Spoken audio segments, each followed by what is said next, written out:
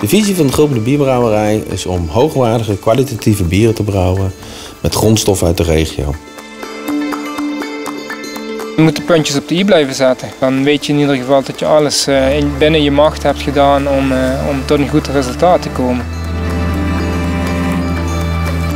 En je eigen weg gaan, je eigen dingen bedenken en dan krijg je vernieuwing. Dan ben je goed om te ondernemen.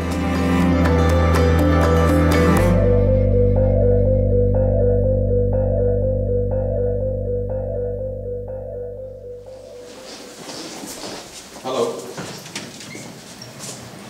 Ik denk dat we in een tijdsgeest leven op dit moment waarin mensen zich steeds meer bewust worden van het feit dat we op de manier waarop we onze samenleving nu bedrijven in het algemeen, dat op langere termijn een doodlopende weg is.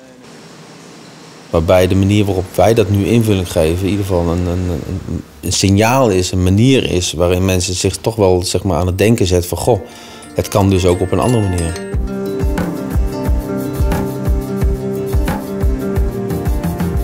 We zijn natuurlijk niet als enige brouwerij in het bierlandschap. En er zijn vele andere brouwerijen. En vele van die andere brouwerijen die zijn misschien al wel allemaal groter. Maar het zijn vaak ook beursgenoteerde ondernemingen. En op het moment dat je dus geld moet verdienen omdat je je beursnotering moet hoog houden, dan ga je bieren maken die een zo groot mogelijk verkoopcoëfficiënt met zich mee zullen brengen.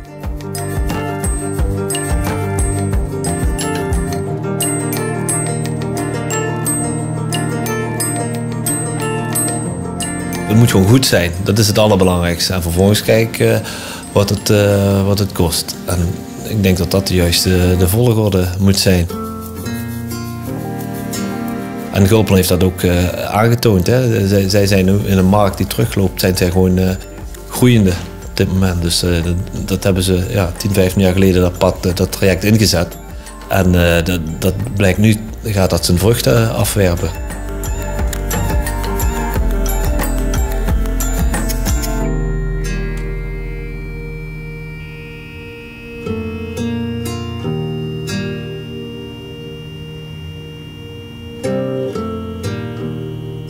Een onderdeel van ons MVO-beleid is natuurlijk het betrekken van de grondstof uit eigen regio.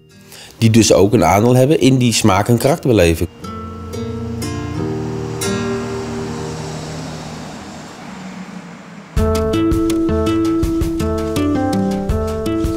Ja, ik geloof gewoon in de kracht van lokaal. Die mensen die hier leveren, die komen hier straks ook weer afnemen. En dat zijn hele korte lijnen, maar we moeten elkaar aan het eten houden. En je kunt wel kijken van, misschien krijg je erachter voor een paar euro goedkoper. Kijk, dat gaat niet met alles op. Dat is niet te doen. We moeten wel realistisch blijven. We zitten gewoon in een internationale wereld. Maar ik zoek het gewoon graag dicht bij huis. Het is een mooie visuele cirkel die je eigenlijk in stand wil houden. En ook eigenlijk moet houden. Dus de economische kring is ook veel korter. En daardoor ook veel milieuvriendelijker. Je kan niet met die natuur samenwerken, je bent juist ervan afhankelijk. Waarbij de wisselingen van die natuurlijke elementen natuurlijk een doorslag hebben in het karakter van het bier. Biologisch bier brouwen is een nog grotere uitdaging dan als je dat zou moeten doen met niet-biologische grondstoffen.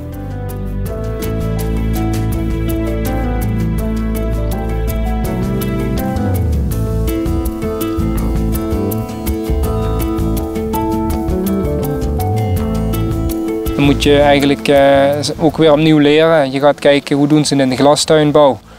En die link probeer je te maken. Dan zitten daar oplossingen bij voor de biologische hop. Want je kunt ook niet de biologische hop in Nederland 1 op 1 doortrekken met biologische hop in het buitenland. De Nederlandse regelgeving is in dat opzicht weer net iets strenger. En maakt het weer net wat moeilijker.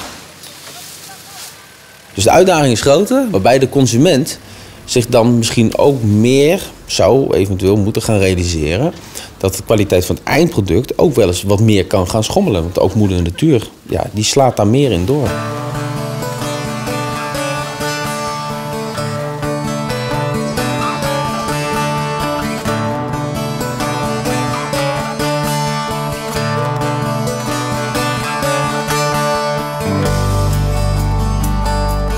Nou, de manieren die wij gebruiken zijn het meest traditioneel. En een groot voordeel van niet pasteuriseren van ons bier is dat de smaak van het bier veel beter behouden wordt. Dus de oorspronkelijke smaak. Gulpener maakt gewoon een bier met karakter.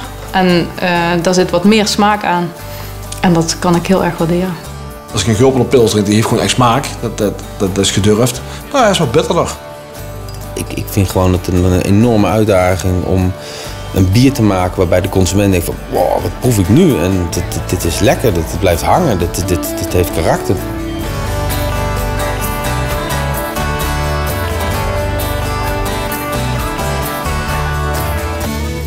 Ja, voel je wel trots van, nou, zo'n mooi product, daar mag ik aan meewerken.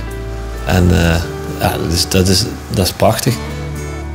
Als het uiteindelijke product voldoet aan de verwachtingen, dan heb je een echt voldaan gevoel.